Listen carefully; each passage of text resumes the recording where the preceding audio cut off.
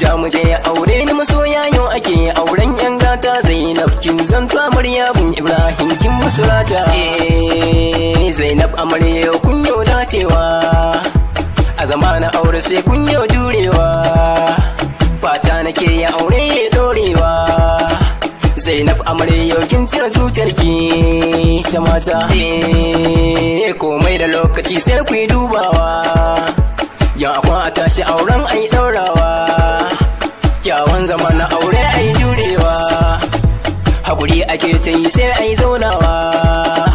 mai hakuri mun san ke dacewa siri rike samkar ku yi tonawa yan bashi ni nake wakar kaunata yar gata